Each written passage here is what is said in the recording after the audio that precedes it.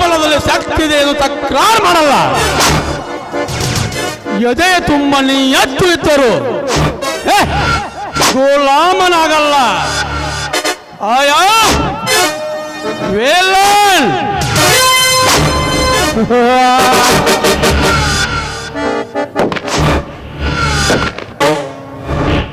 ಸುತ್ತ 100 ಹಳ್ಳಿಗಳಿಗೆ ಗರ್ಭ ಶ್ರೀಮಂತ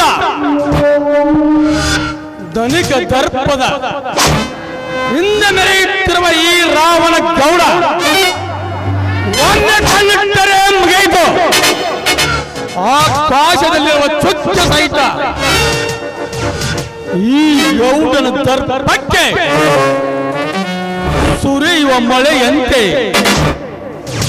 ಮಲ್ಲಿಗೆಯ ಹೂವಿನಂತೆ ಈ ಭೂಮಿಗೆ ಅಪ್ಪಸಬೇಕು.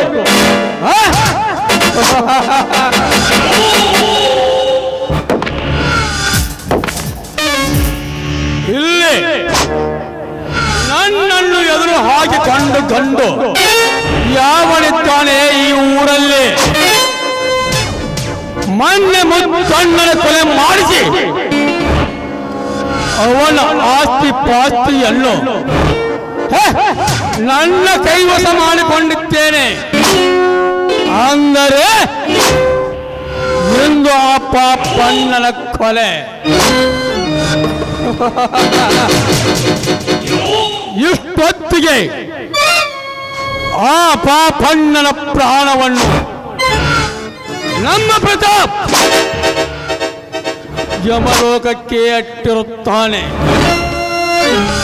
ಅಂದ ಮೇಲೆ ಅವನು 10 ಎಕರೆ ಹೊಲ ಈ ಗೌಡನ ಕೈವಶ.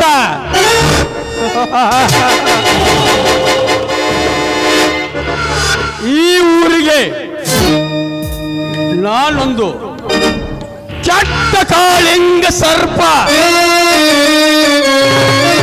ಅದಕ್ಕಾಗಿ ನನ್ನ ಎದುರ ಯಾವನು ಬರುವುದಿಲ್ಲ. ಬಂದರೆ ಅವನನ್ನು ಕಚ್ಚದೆ ಬೆಟ್ಟವನೇ ಅಲ್ಲ ಎಂಬುವುದು ಈ ಊರ ಜನರಿಗೆ ಚೆನ್ನಾಗಿ ಗೊತ್ತಿದೆ. ನನ್ನ ಹೆತ್ತ ತಂದೆ ನನ್ನನ್ನು ಕೆಟ್ಟವನೆಂದು ತಿಳಿದು ನನ್ನ ಕೈಯಲ್ಲಿ ಯಾವ ಆಡಳಿತವನ್ನು ಕೊಡದೆ ನನ್ನ ತಂಗಿಯ ಹೆಸರಿನಲ್ಲಿ ಬರೆದಿಟ್ಟು ಹೋಗಿದ್ದಾನೆ. ಅದಕ್ಕೋಸ್ಕರ ಹೆತ್ತ ತಂದೆಯನ್ನೇ ಮಾಡುವ ಕನಗ ನಾನು. ಆಮೇಲೆ ನನ್ನ ತಂಗಿಯನ್ನು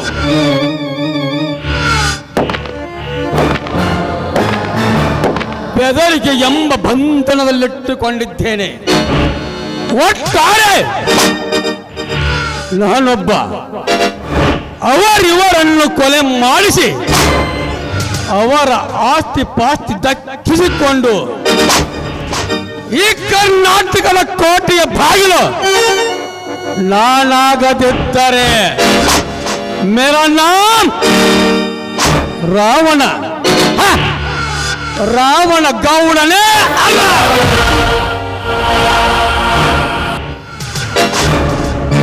ಅಂದ ಹಾಗೆ ಪ್ರತಾಪ್ ಬಂದೇ ಬಿಟ್ಟ.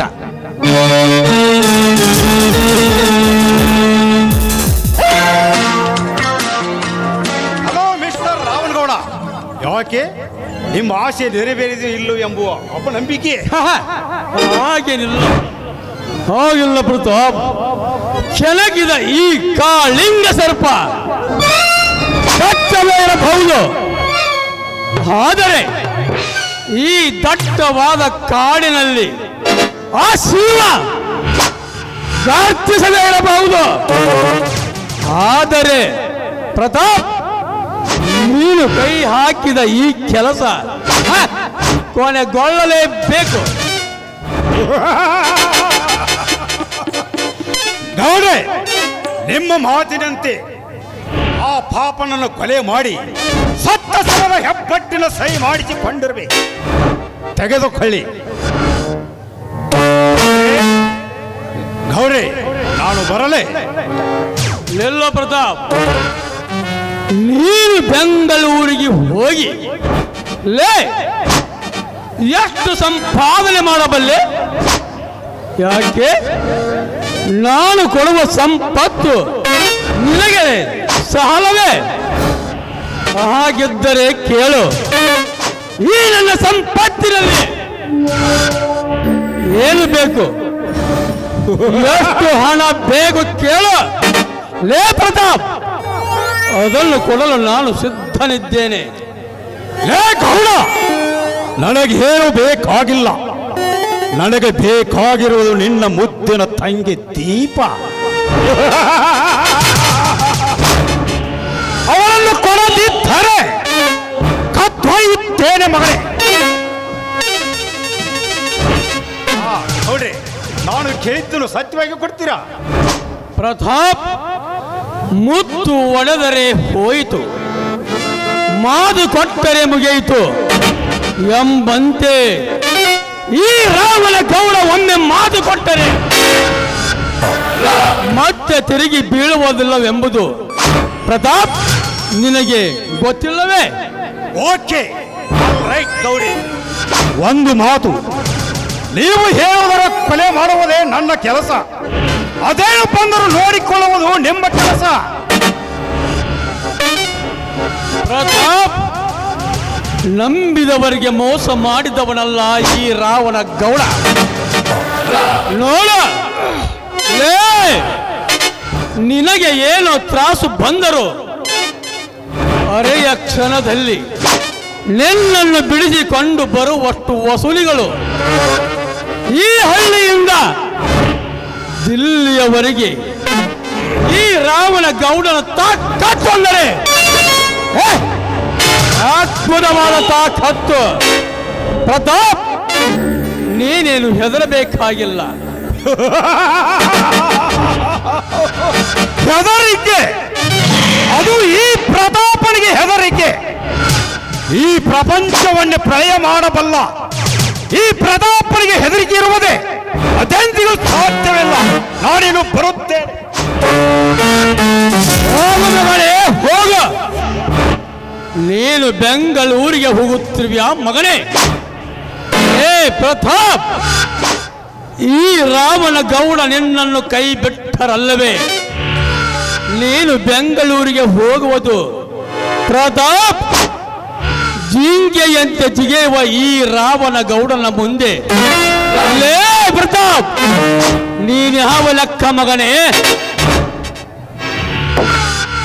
ನನ್ನ ಕೈಯಿಂದ ನಿನ್ನ ಎಲ್ಲ ಕೆಲಸ ಮಾಡಿಕೊಂಡು ಪ್ರತಾಪ್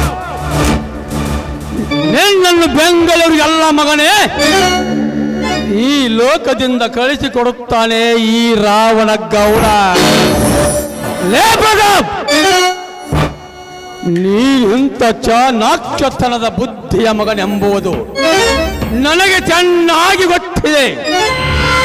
ಅದಕ್ಕಾಗಿ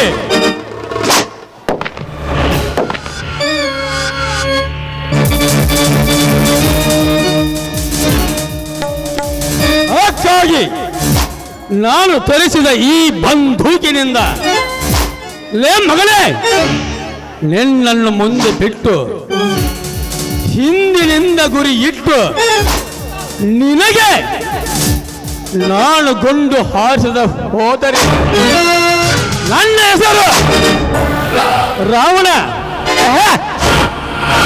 ರಾವಣ ಗೌಡನೇ ಅಲ್ಲ.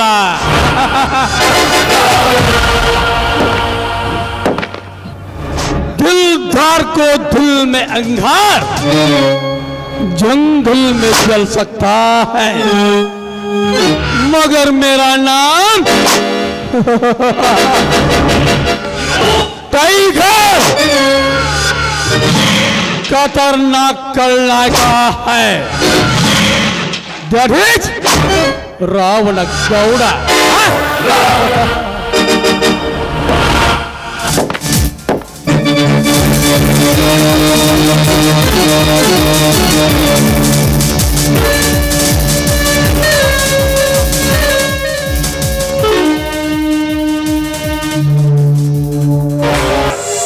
ಓಹೋ, ಊರಿಗೆ ದೊಡ್ಡ ಮನುಷ್ಯರಿರಬೇಕು. ನಾನು ಊರಿಗೆ ಹೋಗುವ ಬರದಲ್ಲಿ ಇವರಿಗೆ ಹಾಗೆ ಐ ಆಮ್ ಸಾರಿ ಸರ್.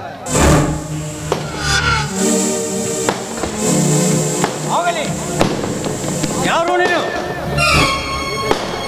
ಪ್ರೇಮನಗರದ ಪಾಪಣ್ಣನ ಮಗ ನಾನು. ಚಿಕ್ಕಂದಿನಿಂದ ನನ್ನ ತಾಯಿಯ ಊರಿನಲ್ಲಿದ್ದೆ.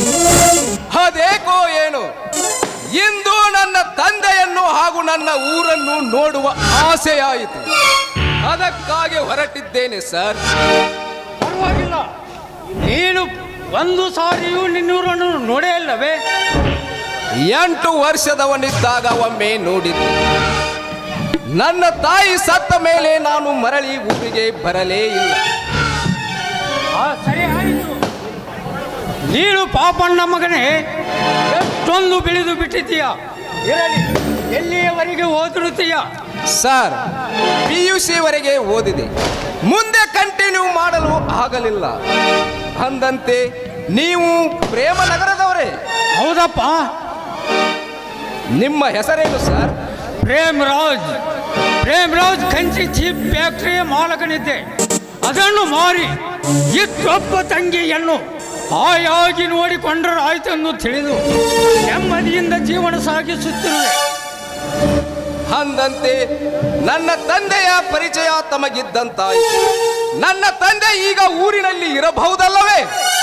ಪಾಪ, ಇವನ ತಂದೆ ಸತ್ತ ಸುದ್ದಿ ಇವನಿಗೆ ಗೊತ್ತಿಲ್ಲ ಅಂತ ಕಾಣುತ್ತದೆ. ಕುಮಾರ, ನಿಮ್ಮ ತಂದೆಯನ್ನು 1 ವಾರದಿಂದ ನಾನು ಕಂಡೇ ಇಲ್ಲ. ಬಹುಶಃ ಹೊಲದ ಮನೆಯಲ್ಲಿರಬಹುದು. ಅದಕ್ಕಾಗಿ ಯಾರ ಸಹವಾಸವನ್ನು ನಾನು ಮಾಡುವುದಿಲ್ಲ. ತಪ್ಪು ತಿಳಿದುಕೊಳ್ಳಬೇಡ. ನಿಮ್ಮ ವಿಷಯ ಹೀಗಿದೆ ಎಂದು ನನಗೆ ತಿಳಿದಿರಲಿಲ್ಲ. ಅದಕ್ಕಾಗಿ ಕೇಳಬೇಕಾಯಿತು ಸರ್.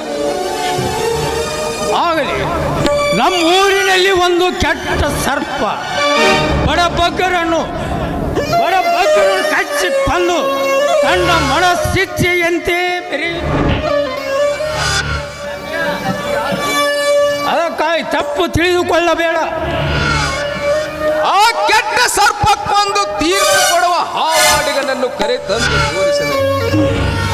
ಕ್ಷಣ ಮಾತ್ರದಲ್ಲಿ ಅದರ ಹಲ್ಲನ್ನು ಮುರಿದು ಹೋಗುವನಲ್ಲ.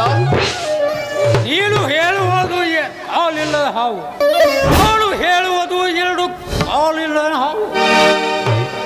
2 ಕಾಲಿನ ಹಾವು? ಅಂತ ಕ್ರೂರ ಮೃಗ ನಮ್ಮೂರಿನಲ್ಲಿ ಯಾರವನು? ರಾವಣ ಗೌಡನೆಂಬ ವಂಚಕ, ತನ್ನ ಹೆತ್ತ ತಂದೆಯನ್ನು ಕೊಲೆ ಮಾಡಿದ ಪಾಪಿ.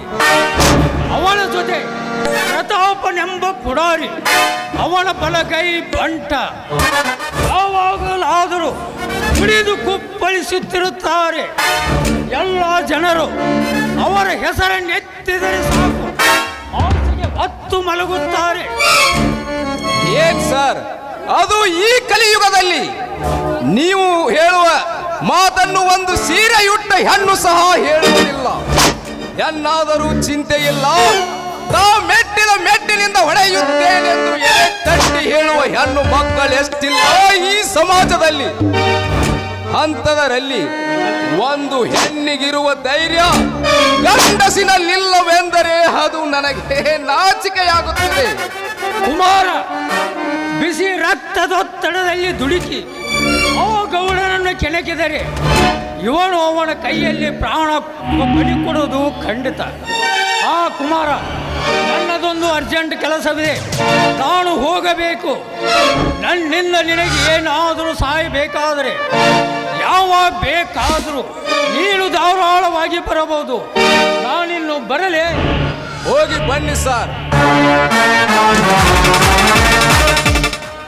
ರಾವಣಗೌಡ, टाइगर अभी भी जिंदा है, आगे भी जिंदा रहता है.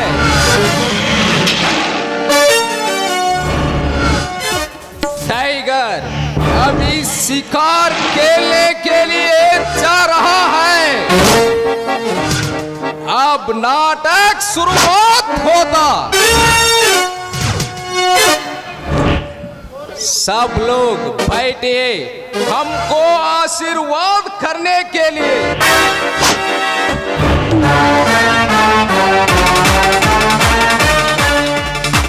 ರಾವಣಗೌಡ, ನಾನೇ ಪುಂಡ ಪುಡಾರಿ ಎಂದು ಪ್ರೇಮ ನಗರದಲ್ಲಿ ಕಾಳಿಂಗ ಸರ್ಪವಾಗಿ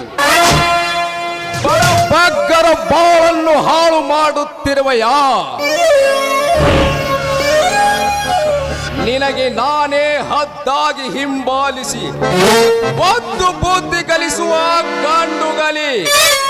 ನಿನ್ನ ಪಾಲಿನ ಯಮನೇ ಬರುತ್ತಿದ್ದಾನೆ ಊರಿಗೆ ಕಾಲಿಟ್ಟ ಹುಲಿಯಾಗಿ.